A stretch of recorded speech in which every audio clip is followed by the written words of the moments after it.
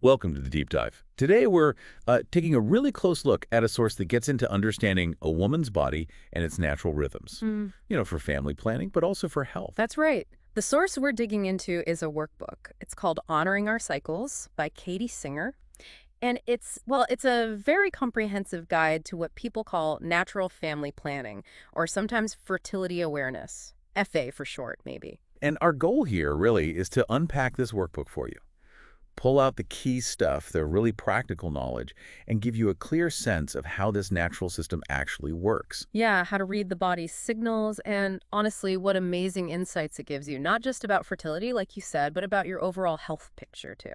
Think of this as maybe your quick guide to getting properly informed, understanding the main ideas without getting totally lost in every single detail. Exactly. So let's jump right in then. What exactly is natural family planning or fertility awareness? What are we talking about here? Okay, so at its core, it's basically a system. It helps women, and couples too, know day by day when a woman is fertile and when she's not within her cycle. And it's all based on watching the body's own signals. Completely.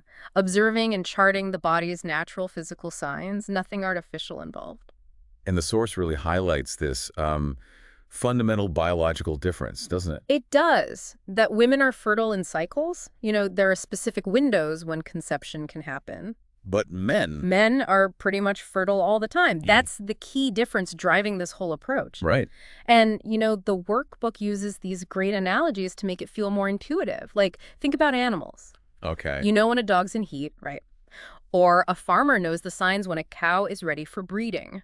Or even gardeners, they watch for signs, natural cues for the best planting times. Loyal, temperature, light, that kind of thing. Exactly. Singer's point is, the human female body gives off these incredibly clear signals, too. You need to learn how to read them. And to read them, you chart them daily. The source really focuses on three main fertility signs. Okay, the first one it talks about, cervical mucus, and the sensation it creates. I think this one's often misunderstood. It really is. And cervical mucus isn't just there. It has a critical job to do. Which is? Well, it actually keeps sperm alive inside the woman's body for up to 5 days sometimes. 5 days? Wow. Yeah, and it also helps the sperm swim up towards the egg. Without that specific type of mucus, sperm usually only survive a few hours. So its presence and its type are really important. And you're saying the type and the feeling change during the cycle. That's right. Often, right after a period, things will feel dry down there. Then, as you get closer to ovulation, mucus might start to appear. How does it change? Singer describes it often starting kind of sticky or paste-like. Then it might become more creamy like lotion. And then, typically around the most fertile time, it gets slippery, stretchy, like raw egg white. Okay, egg white, that's the classic description. That's the one people hear most. And that slippery, wet feeling usually means peak fertility. And here's something the source really stresses. Any mucus, or even just a wet sensation at all after the period is over, that's a signal. That's a crucial point, yes. Because even a small amount of any type of mucus can potentially keep sperm alive. The moment you notice or feel any kind of wetness after your period ends, boom, your fertile window has technically opened. So you need to be aware from that first sign-on. You do, until you confirm ovulation is definitely over.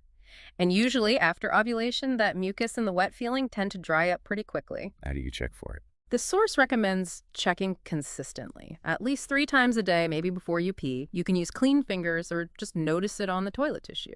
Consistency is key. All right, the second key sign, your waking temperature, also known as basal body temperature or BBT. Right, this is the one you take like first thing, before you even sit up or start moving around. Exactly, first thing in the morning. And when you chart this temperature every day, you'll usually see a pretty clear pattern. What's the pattern? Your temperature tends to be cooler before you ovulate. Then, after ovulation, it rises and stays consistently warmer for the rest of the cycle. And that shift, that temperature rise, is caused by progesterone, right? The hormone that increases after the egg is released. Precisely. Progesterone warms you up a bit. Now, here's the really critical thing the source emphasizes about temperature. Okay. It cannot tell you if you are fertile before ovulation. It only confirms that ovulation has already happened. So it tells you the fertile window is closing or has closed. It doesn't predict it's coming.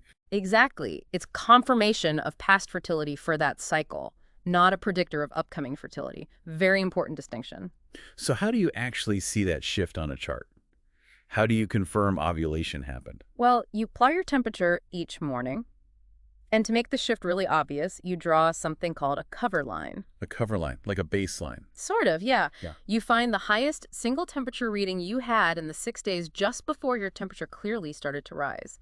Your cover line is then drawn just 1/10 of a degree Fahrenheit higher than that temperature. Okay, so if my highest temp in those 6 days was, say, 97.4. Then your cover line would be at 97.5. You draw that line across your chart. It makes it really easy to see when your temperatures make a sustained jump above that line, confirming ovulation likely occurred. Okay, then there's the third sign the workbook discusses, changes in the cervix itself. How does the cervix change? I know less about this one. Yeah, it's maybe less commonly tracked by everyone. Singer describes it like this. When a woman is fertile, her cervix typically feels soft, maybe like your lips. It's usually open slightly, and sits higher up in the vagina. And when she's infertile. Then it's usually firm, more like the tip of your nose, closed and lower down, easier to reach. The workbook mentions that charting the cervix isn't always necessary for everyone, though. Right. It's often considered an optional sign, but it can be incredibly helpful in certain situations. Like when? Well, times when your cycles might be a bit harder to read just from mucus and temperature. So maybe when you're breastfeeding or just coming off hormonal birth control like the pill or Depo-Provera, or if you're getting close to menopause, those cycles can get irregular, or even if you're having trouble conceiving and just want all the possible information you can get. Makes sense. The source also mentions there aren't really strict, scientifically validated rules for using only the cervix to avoid pregnancy. Yeah, it notes that scientists haven't studied it quite enough to set those kinds of hard and fast rules, but some women do find it a useful cross-check. How might they use it? Some might consider the last day their cervix felt soft, high, and open as being similar to their peak day. And if they were relying heavily on it, they might wait for, say, 4 days in a row where the cervix feels clearly firm, low, and closed before considering themselves infertile again. It's an extra layer of observation. Okay, so we've got the signs. Mucus, temperature, cervix. Now the practical part. How do you put these together to know, day by day, if you're fertile or infertile? Especially, if a couple is trying to avoid pregnancy. The source lays out specific rules for that. Right. The rules are crucial for effectiveness if you're avoiding. Let's break them down, starting with the menstrual period itself. When you're first learning, the source says, treat the period as fertile. Why is that? Basically, because fertile mucus can be present while you're bleeding, but the blood can easily mask it. You just wouldn't see it or feel it clearly. So it's safer to assume fertility initially. But that can change with experience. Yes. After you've charted for a while, the book suggests after 12 confirmed ovulatory cycles, where all of them were 26 days long or longer, then you can usually consider days 1 through 5 of your period infertile. And what if some recent cycles were shorter? Say, 25 days or less. Then, to be on the safe side, you'd only consider days 1 through 3 infertile during your period. Got it. And Singer adds a really important note for women who might be approaching menopause. She advises them to always consider their period potentially fertile. Hormonal changes can sometimes cause ovulation to happen much, much earlier than expected during that phase of life. Okay, now what about the time after your period finishes, but before you ovulate? This is where that dry day rule comes in, right? Which can seem a bit strange at first. It can, but it's logical when you understand mucus. So if you've checked carefully, like 3 times a day after your period, and you consistently find no mucus, and you feel completely dry each time, then the source says you have signs of infertility at that moment. You can consider yourself infertile after 6 p.m. on those consecutive dry days. The key is consecutive and truly dry, confirmed throughout the day. So it really requires that consistent checking and confirmation of dryness. But the moment any wet feeling or any kind of mucus shows up after those dry days. That's it. Fertile window opens. You are considered potentially fertile from that moment until you get clear confirmation that ovulation is over for that cycle. Even if the mucus is just sticky, not the egg white stuff. Yes. Singer is clear. Even tacky or sticky mucus before ovulation means you're fertile. Because again, it could potentially keep sperm alive. Assume fertile. Okay, so the fertile window opens with that first sign of wetness or mucus. How do you know when it closes? How do you confirm infertility after ovulation? Right. This is where you use your signs to confirm ovulation has definitely passed. The first concept is identifying your peak day. Peak day. Yeah. It's defined as the very last day you experienced either that wet vaginal sensation or saw slippery egg white type mucus before things started drying up. This day often lines up really closely with ovulation itself. Okay, so you identify that peak day. Then what? Then you use your signs to confirm the fertile time is over.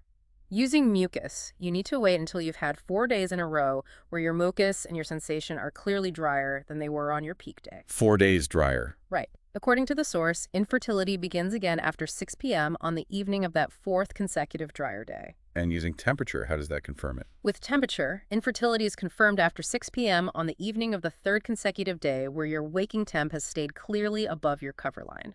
That's sustained thermal shift. What if the mucus rule gives you one date for infertility returning and the temperature rule gives you a different date? Good question. The source advises caution here. You should always wait until the later of the 2 dates suggested by your signs before considering yourself infertile again. Go with the more conservative signal. The workbook also talks about something called the basic infertile pattern, or BIP. What's that? Yes, the BIP. This happens when a woman's mucus signs don't really show that typical progression towards wet or slippery. Maybe her mucus is always dry, or perhaps it's consistently just sticky or creamy, but she never gets that egg white quality. And importantly, her sensation is usually dry. And there's no temperature shift either. Often, yes. No clear, sustained temperature shift that would indicate ovulation has occurred. And this pattern is common when a woman isn't ovulating regularly, like at certain times. Exactly. You often see it when women are, say, coming off hormonal contraceptives, or during much of the breastfeeding period, or sometimes in perimenopause when cycles are winding down. So how do you navigate that if you're trying to avoid pregnancy? Singer provides specific rules. Rule 1 is for when things stay in that basic pattern. If your mucus today is dry or sticky or whatever it normally is in your BIP, you can generally consider yourself infertile during the evening of that day. But what if that pattern suddenly changes? That's rule 2, and it's vital. If you notice any change from your usual BIP, like suddenly you feel wetness or see slippery mucus when you normally don't, you have to treat that change as potentially fertile. Okay. You then need to identify the peak day of that unusual wetness, the last day of it, and then you have to wait until the evening of the fourth consecutive day where your mucus is clearly drier than it was on that peak day before you can consider yourself infertile again. Basically, any change resets the clock. And charting the cervix could be extra helpful here. Absolutely. The cervix acts as a great cross-check, especially with the BIP. The rule is, if your cervix feels soft or open or high signs of possible fertility on a day when your mucus pattern might otherwise seem infertile, according to Rule 1, you always trust the cervix. So the cervix sign overrides. Yes. Consider yourself fertile if the cervix suggests it, even if the mucus seems unchanged from your BIP. It's a safety net. Okay, so that covers using NFP to avoid pregnancy pretty thoroughly. But, as you said earlier, this same knowledge is incredibly useful if you're actually trying to get pregnant. It's the exact same charting. You do everything the same way, observe mucus, take temps, maybe check the cervix. The only difference is your intention. You're using the chart to pinpoint that fertile window so you can time intercourse during it. What are the best signs to focus on if conception is the goal, for knowing when that window is open? The source is really clear here. Mucus and vaginal sensation are your primary guides for predicting ovulation. Remember, it's that fertile quality mucus, the wet, slippery stuff that's essential for keeping sperm alive and helping them reach the egg. You need it to be present for conception to be likely. So how do you time intercourse based on those signs? Singer suggests that if the male partner has a normal sperm count, having intercourse every day you notice wet mucus or feel wet sensation is a good strategy.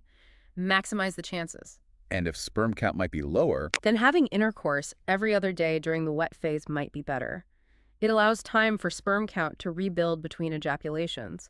But in both cases, the advice is to definitely try to have intercourse on your peak day, that last day of the most fertile mucus, because that's when ovulation is most imminent or actually happening.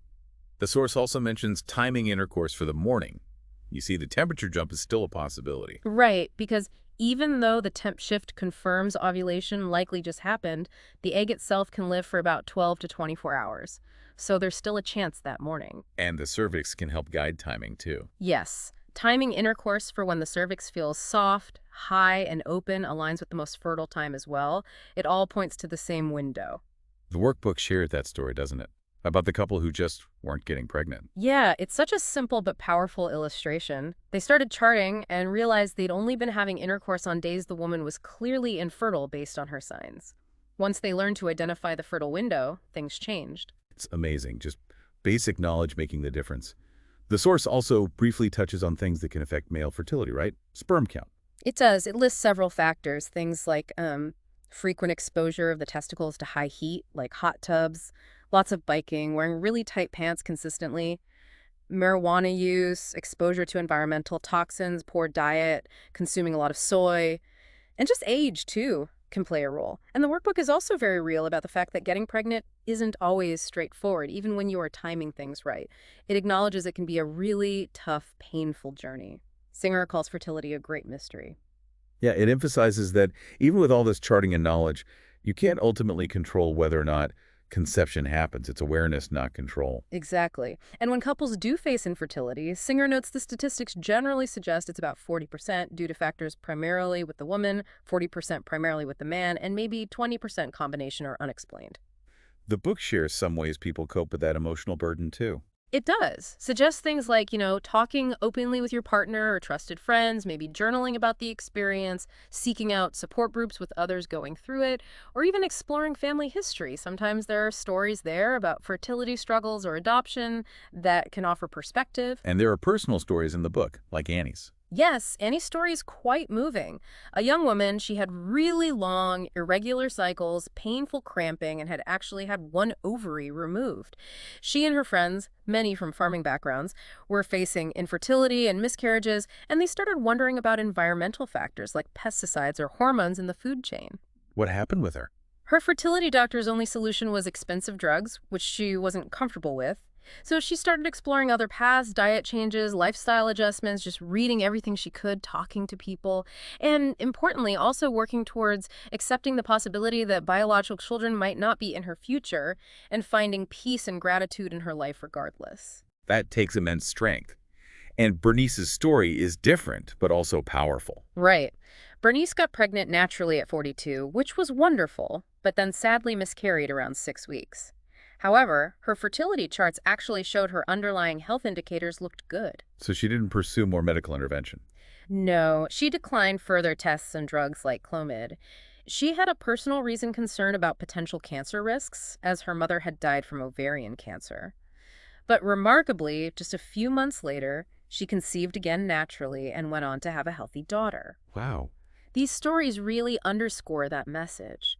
Charting gives you awareness of what's happening in your body, which is powerful in itself, even when the outcome isn't what you might be hoping for at that particular time. Okay, let's shift gears slightly. Another really important situation the source covers is using NFP while breastfeeding. Cycles can be completely different then, right? Oh, absolutely. Very different territory.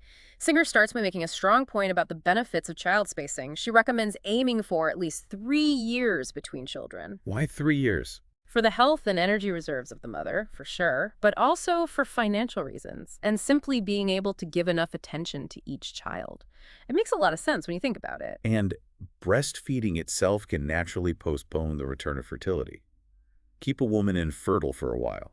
It certainly can, yes. But, and this is a big but, it usually only works that way if the breastfeeding is done very intensely. What does intense mean in this context? The source describes it as nursing very frequently, on cue from the baby maybe every hour or two during the day, and still getting up 2 or 3 times to nurse at night. It also often involves practices that keep the baby close and signaling need, like not using pacifiers much, co-sleeping, or having the crib right by the bed for easy night access, and frequently carrying the baby in a sling. So it's about constant closeness and demand. Pretty much. Those signals seem to help keep the hormones that suppress ovulation dominant. So how does a breastfeeding mom know when her fertility is starting to come back? What's the sign? The main signal is the reappearance of cervical mucus, particularly any kind of wet mucus, or just feeling a distinct wet sensation down there again. When that happens, even if she's still nursing a lot, she needs to assume fertility might be returning and start paying close attention, charting again. And the rules for avoiding pregnancy are slightly different then, once mucus returns. They are, yes, tailored for the potentially gradual return of fertility. If she has just 1 or 2 days of this returning wetness, she needs to wait for 2 fully dry days afterwards. Infertility would resume after 6 p.m. on that second dry day. Okay, 2 dry days after brief wetness. What if the wetness lasts longer? If she has 3 or more consecutive days of wetness, she needs to identify her peak day, last day of that wetness, and then wait for 4 consecutive days that are clearly drier than her peak day. Infertility resumes after 6 p.m. on that 4th drier day, similar to the post-ovulation rule, but applied to any return of fertile signs. And the cervix rule still applies. If the cervix feels fertile, trust it. Absolutely. If her cervix feels soft, high, or open on a day when mucus might seem infertile based on those breastfeeding rules, she should always default to the cervix sign and consider herself fertile. Safety first. Makes sense. The source also makes a practical point about intimacy during breastfeeding. Sometimes dryness can be an issue and cause discomfort. So good communication, gentleness, and maybe using a lubricant are important. Singer suggests avoiding vegetable oils if using condoms, but maybe coconut oil for other times. There's a story about Donna in the book that illustrates the intensity factor, right? Yes. Donna's baby started sleeping through the night quite early, and her fertile signs mucus came back when the baby was only 3 months old. She and her husband wanted to continue avoiding pregnancy, so he actually started waking the baby up for 1 extra feeding during the night. He woke the baby up. He did, and that little bit of extra nursing stimulation was enough. Her mucus dried back up, and her fertility didn't fully return with ovulation until the baby was much older, around 2 years old, even though she was still nursing then. Fascinating. And Sylvia's story about the sling. Another great one. Sylvia noticed slippery, fertile-looking mucus really early, around 7 weeks postpartum, despite nursing frequently. But then her baby got sick with the flu, and she ended up carrying him constantly in a sling for most of the day, keeping him really close.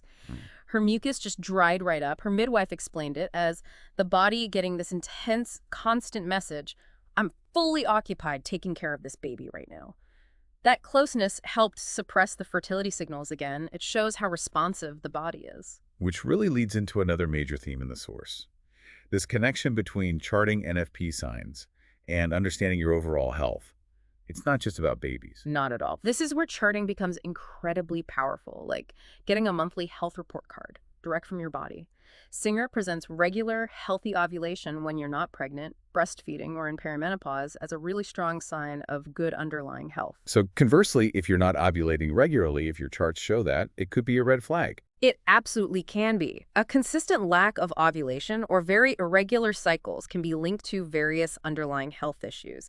Things like polycystic ovarian syndrome or PCOS, also potential connections to insulin resistance or diabetes, increased risk for stroke later in life, certain types of cancer like uterine cancer, and of course, infertility itself. Charting makes these patterns visible, so, to maybe investigate further. The workbook also brings up hormonal birth control, like the pill, in this context. How does it relate? Well, Singer's point is that the pill works primarily by stopping ovulation, and it also artificially thickens cervical mucus.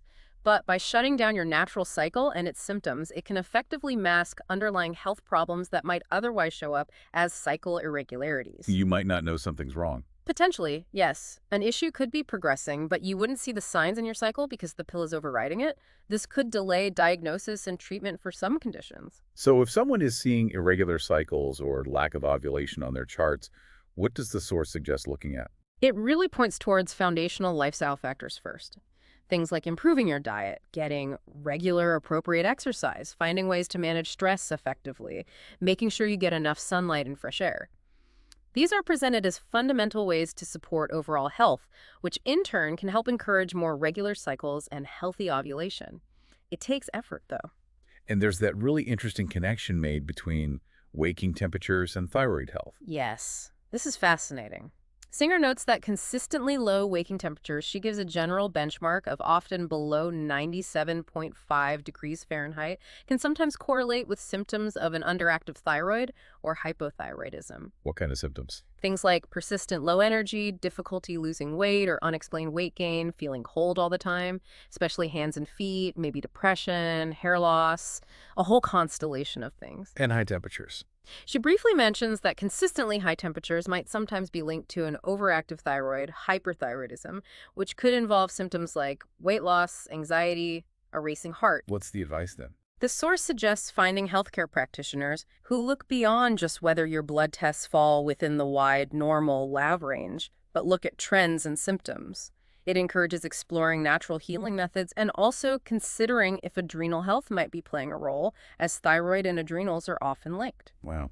Okay, and one more surprising link, night lighting. How does that affect cycles? It's pretty wild, actually. Singer explains that our bodies are really attuned to natural light and dark cycles. Artificial light, especially sleeping with lights on even dim ones like night lights or light leaking from electronics, can disrupt our natural hormone production, including the hormones that regulate our menstrual cycles. So sleeping in total darkness is better. Generally, yes. The source suggests that sleeping in complete darkness is healthier for hormonal balance overall. But then there's this interesting therapeutic use mention. For women who have very irregular or absent cycles, Singer describes a technique where you sleep in total darkness for about 12 nights and then deliberately sleep with a dim light on for the next 3 nights. Apparently, this mimicry of moonlight cycles can sometimes help trigger ovulation. Really? Yeah, there's a story in the book from a woman named Emma who tried this after stopping the pill. She had irregular cycles, used the night lighting technique, and was amazed when her cycles started regulating quite quickly. It suggests our bodies are really sensitive to light cues. That is fascinating. The source also has a really strong take on the role of food and diet in all this, doesn't it? Oh, absolutely central. Singer states it very directly. Food is medicine. The whole perspective is that a truly healthy diet is the foundation. For energy, yes, but also for keeping the whole family healthy and directly influencing menstrual cycles and fertility. And it draws that contrast between, like, cheap food now. That might lead to expensive food later in terms of medical bills, low energy, lost productivity, and just not feeling well. It's a long-term view of cost. What kind of dietary changes does it actually recommend? It's quite specific. It strongly advises avoiding things like sugar, most soy products, white flour, and things made from it, the common store-bought vegetable oils like corn or soybean oil, and canned vegetables. Okay, so avoid those. What does it say to add? It emphasizes nutrient-dense, traditional foods. Things like plenty of eggs, good quality butter, cod liver oil for vitamins A and D, lots of organic or fresh local vegetables, raw milk if you can get it from healthy grass-fed cows, meat from pasture-raised animals, traditional fermented foods, think sauerkraut, kimchi, real yogurt plus bone broth soups, and properly prepared nuts and seeds, sometimes called crispy nuts after soaking. And it points towards resources for learning more about this way of eating. Yes, definitely. It mentions the Weston A. Price Foundation frequently, which promotes these kinds of traditional diets, and specific books like Nourishing Traditions by Sally Fallon Morell or Wild Fermentation by Sander Katz for learning about fermented foods. The stories shared about diet in the book sound pretty impactful. They really are. You hear from women like Rebecca, Naomi, and Rachel who talk about how making these kinds of dietary shifts dramatically improve their family's health. More energy, better moods, less irritability is mentioned, and just getting sick way less often. Rachel's story stood out, didn't it, with the cow and chickens? Yeah, her family went all in, started a big garden, canning food, got their own dairy cow and laying hens. And she makes the point that while the work was different from just going to the supermarket, the actual costs ended up being pretty similar, but the health benefits for her family were just off the charts compared to before. So bringing this all together, the workbook really finishes by emphasizing how important it is to find good resources and seek support when you're learning and using NFP or FA. Yes, absolutely. Singer encourages reading and researching, definitely, but also really stresses the need to figure out which ideas and approaches feel right for you personally. Discernment is key. She even points out libraries as this amazing free resource for health information that people often forget about. And there's a strong recommendation, especially if you plan to use NFP to avoid pregnancy, to learn from a qualified teacher, right? Not just from a book. That's crucial for accuracy. Learning from a certified teacher helps you really understand the nuances of interpreting your specific chart patterns, troubleshoot confusing cycles, and build confidence, especially when the stakes feel high. Does it list places to find teachers? It does. Mentions organizations like the Fertility Awareness Network, the Couple-to-Couple League, and the Billings Ovulation Method Association as places that train and certify instructors. What about other kinds of support?